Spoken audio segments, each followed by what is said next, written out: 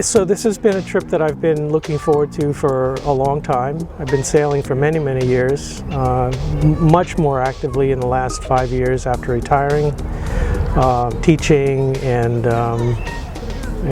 sailing on every opportunity I could have to get on the water. But this was something, you know, being a maritime historian and having read hundreds and hundreds of books about sailing on the ocean, it was something I was looking forward to. So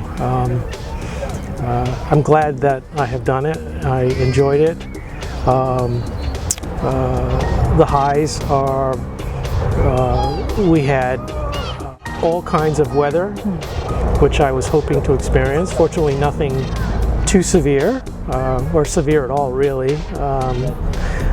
So we got a good taste of what it was like to sail in very dense fog at night, and in the rain, but also in the sun, and with all the critters that came to visit us. It was very good. I wouldn't say it's a low light, it's a discovery for me, which is that it was a very long passage. And I think I will have to think carefully about whether I wanted to undertake such a long passage again. It's no way reflects on Chris or Natalie or the boat. It's just my own unknown. I didn't know what to expect, which is why I did what we did, and I'm glad we did it. Glad I did it. I think that I will certainly continue to do sailing, and will most likely look up, you know, Chris and Natalie and Saga in the future.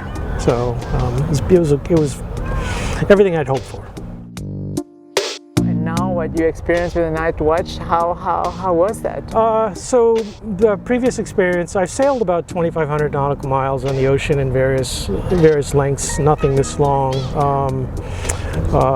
Many of the watches that were done at night. I was alone on the boat. Obviously, we were harnessed in and such, but so I was very comfortable with that. It didn't bother me, and actually to have somebody else in the cockpit that we rotated every half an hour helped to keep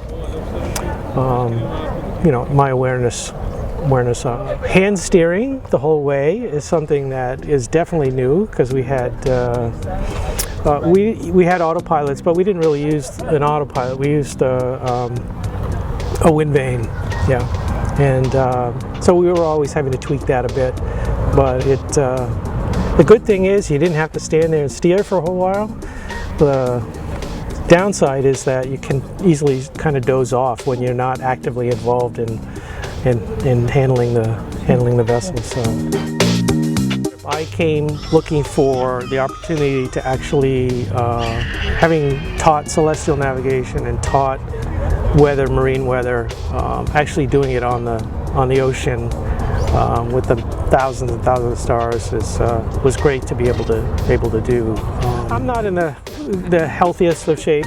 I certainly was never worried about not being able to do anything. Having a couple young guys on the boat allowed me to default to them, but if having needed to do that, I would have gladly participated in doing all that stuff. So I would say just, you know, a little bit more conditioning before I left. I mean, I'm, you know, 63 years old, so probably one of the older crew that have come on board. And so my stability isn't what it used to be, but at no point did I feel at risk of. But if I was in a little bit more shape, I think I would have been better.